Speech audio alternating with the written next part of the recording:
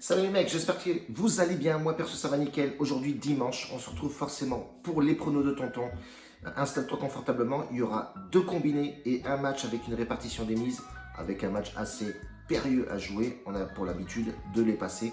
Et hier, on fait une belle performance, donc reste bien après El Generico Barnet.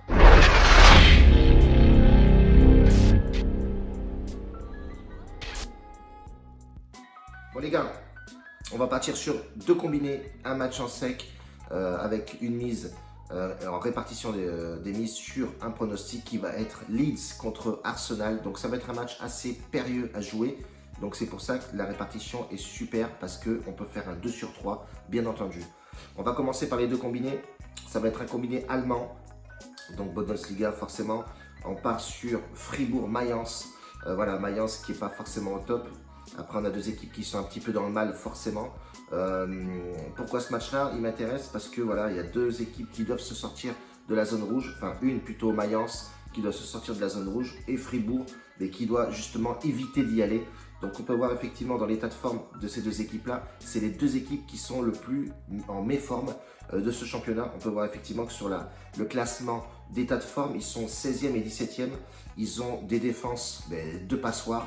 Voilà, ils se prennent énormément de buts, ils marquent très peu de buts aussi, mais ça risque de promettre pas mal de spectacles dans le sens où ils doivent absolument se sortir de la zone rouge. Donc pour Fribourg à domicile est plutôt dégueulasse. Voilà, on peut voir sur les 3 derniers matchs joués à domicile, attention. On peut voir effectivement qu'ils ont mis 4 buts, mais ils en ont pris 6. Et en déplacement, Mayence, c'est tout simplement 10 buts encaissés en 3 matchs et 2 seulement marqués. Et on voit effectivement qu'à domicile, sur les dernières confrontations de Fribourg et Mayence, on peut voir que Fribourg est légèrement au-dessus, mais il y a énormément de buts sur les matchs à chaque fois qu'ils se rencontrent. Donc on partirait plutôt sur un plus de 2,5 buts. Je le sens plutôt bien et à chaque fois qu'elles se rencontrent, il y a du golasso. Donc pourquoi pas mettre notre premier match, le plus de 2,5 buts sur ce match-là. Et on part sur Mayence. Cologne qui rencontre Union Berlin. Pareil, Cologne énormément blessé, Union Berlin il y en avait pas mal aussi, mais on a un Union Berlin qui est plutôt bien, franchement, honnêtement, en termes de classement. Union Berlin est à la 6e place, ferait un beau chemin. On sait que cette équipe-là est vraiment, il y a un potentiel, fort potentiel. C'est une équipe assez solide aussi en Allemagne, et on a un Cologne qui est en borderline, pareil, et 18e. Et on peut voir aussi que l'état de forme d'Union Berlin, ils sont 4e dans l'état de forme en classement, donc ce qui est plutôt pas mal. Ils ont une belle attaque. Sur les 5 derniers matchs, ils ont mis 14 buts, ils en ont pris que 3. Et on peut voir que Cologne, c'est vraiment pas terrible. C'est 8 buts encaissés pour 5 marqués seulement. À domicile, ça reste une équipe très léger aussi. 9 buts en 4 matchs encaissés. Donc voilà, on peut voir effectivement que Union Berlin ne se déplace pas forcément bien, un milieu de tableau 9e, mais ils arrivent quand même à claquer leurs petits buts à l'extérieur et ça c'est plutôt sympathique. Donc on partirait plus sur une double chance sur Union Berlin, sachant que la cote est un peu élevée. On a une cote à 2,45 qui est plutôt pas mal, donc pourquoi pas tenter double chance sur ce match-là avec le match de Fribourg, plus de 2,5 buts, et ça nous fait quand même une belle petite cote. Alors je l'ai mise là. Ça nous fait une petite cote à 2. Voilà, nous ce qu'on veut c'est doubler la mise forcément. Union Berlin. On a une cote à 2,10. Voilà, 2,10 c'est plutôt sympathique, sachant que dans Bet Analytics, juste dans la barre de description, tu verras que la BK de YouTube, la chaîne YouTube est vraiment très très bonne.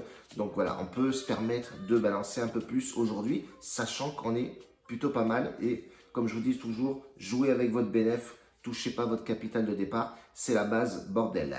Donc premier pronostic, c'est ça. Donc le combiné Fribourg, plus de 2,5 buts, Union Berlin ou match nul, ou Union Berlin ou rembourser si nul. Tu veux une cote un peu plus intéressante, mais vaut mieux prendre le double chance. Comme ça au moins le rembourser si nul, ça daille un peu. Parce que dès que ça fait match nul, tu es remboursé, mais ça redescend ta cote fortement. Donc je te conseille plus de faire double chance, bordel.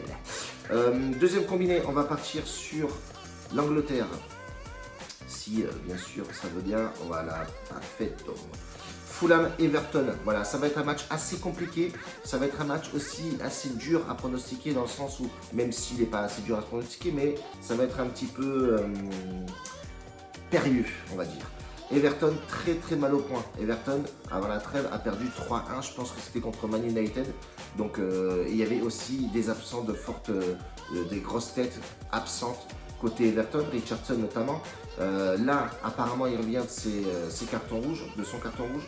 Donc du coup, il sera présent aujourd'hui. On peut voir aussi qu'Everton est 7ème. Donc voilà, pour Ancelotti, c'est le match clé à jouer. Franchement, pour se relancer dans la compétition, voilà, maintenant il n'y a plus de trêve internationale. Donc les mecs, voilà, ils vont jouer à Donf. C'est là où la saison commence en Angleterre. Il faut envoyer du pâté tout simplement. Donc Ancelotti a tous ses hommes. Il aura le trio gagnant en attaque avec un Carvin excellent, avec tous ses joueurs. De toute façon, tout le monde est là. En termes de blessés, côté Fulham, bon, c'est aléatoire, hein, c'est les mêmes blessés qu'il y avait forcément la veille, le match précédent. Pardon. En état de forme, je ne le regarde pas parce qu'on sait très bien que Fulham et Everton n'étaient pas forcément en forme. À domicile, Fulham, c'est une équipe un peu, c'est aléatoire, c'est dégueulasse. Ils ont pris 8 buts en 4 matchs, donc tu vois effectivement qu'il y a un gros problème au niveau de la défense. Et on peut voir effectivement que les derniers matchs à l'extérieur d'Everton, ils ont claqué que 4 buts sur 4 matchs, 5 buts encaissés. Ça n'allait pas fort du côté d'Everton. On peut voir effectivement qu'il y avait un peu de mieux à domicile pour Fulham. Le dernier match gagné, c'était contre West Brom. C'est pas non plus une équipe de ouf. Et on peut voir aussi sur les 5 dernières confrontations que Everton a quasiment gagné 2 matchs. Mais Fulham a forcément titillé un petit peu sur les 5 derniers matchs et embêté Everton à la maison. Donc voilà, ça va être un match assez risqué, mais j'y crois fortement parce qu'on récupère beaucoup d'hommes forts côté Everton. Donc je partirai sur Everton en sec. Voilà, ça va être le match un petit peu impérieux, sachant que ça se joue à 13h. Peut-être pas beaucoup de buts, mais c'est aléatoire ça aussi. Voilà, souvent, quand tu as des effectifs au complet comme ça, tu vas avoir du spectacle et du but. Donc je partirai Everton en sec. Deuxième match à jouer là-dessus, ça va être Sheffield contre West Ham. Ça va être vraiment un match aussi périlleux, sachant que Sheffield a énormément de blessés et surtout des hommes clés. Donc il y a vraiment un coup à faire là-dessus. Et on peut voir effectivement que Sheffield United à domicile, c'est une catastrophe. Voilà, ils sont vraiment dans le gouffre. Je crois même qu'ils avaient changé de coach, je ne me rappelle même plus. J'ai cru entendre ça. En état de forme, on voit que West Ham est pas mal en ce moment. Ils sont 7e dans les classements d'état de forme. Ils ont mis 9 buts en 5 matchs. Ils en ont encaissé que 6. Donc c'est plutôt pas mal, franchement. Bonne perf. Et on voit que Sheffield, en termes de forme, ils sont au fond du puits, bordel. C'est la merde, quoi. En fait, à l'extérieur, West Ham, ça se déplace pas non plus ouf, mais ça claque pas mal de buts. On peut voir sur les dernières confrontations aussi de Sheffield, West Ham, on voit que Sheffield quand même a une légère avance, mais avec tous les blessés qu'ils ont, franchement, il y a un délire à faire. Et c'est pareil, on va taper dans la double chance aussi. C'est dans la double chance que tout se passe. West Ham ou match nul sur ce match parce que il y a vraiment un coup à faire. West Ham est bien plus en forme en ce moment. Donc surtout les derniers matchs, ils ont pris de la confiance. Donc pourquoi pas tenter le délire. West Ham ou match nul. Et Everton en sec, 2,90 la cote, ça va être notre cote la plus élevée. Parce que voilà, il y a un délire à faire. Franchement, Everton, j'y crois fortement parce qu'on récupère des hommes forts. Et West Ham est bien mieux en ce moment. Donc j'ai même mis West Ham remboursé 6 nuls parce que la cote du double chance n'était pas excellente. Donc j'ai mis remboursé 6 nuls, 1,56, combiné 1,86. On a une cote à 2,90. Un bijou cousu là, les frérots. En tout cas, on reste là-dessus. Et notre troisième match, ça va être tout simplement Leeds qui accueille Arsenal. Ça va être un match assez compliqué à jouer, mais voilà, j'ai préféré j'aime bien mettre un petit match comme ça sur YouTube, un peu compliqué comme Elche, mon équipe, Cadiz que j'aime bien jouer aussi, mais bon là je le sentais pas trop parce qu'il rencontre la Real Sociedad qui est un peu compliqué. Mais là je vois Leeds, il y a vraiment un coup à faire et on sait que Marcelo Bielsa c'est vraiment un mec à jouer très compliqué. Là c'est le petit élève qui va rencontrer le maître en tant qu'entraîneur et on voit qu'effectivement qu'il y a des blessés côté Arsenal, mais ça reste les mêmes. Et côté Leeds, il y en a certains aussi, des hommes forts. Hein. Hernandez qui est vraiment pas mal, Llorente. Enfin, voilà, il y a vraiment un truc à faire sur ce match-là.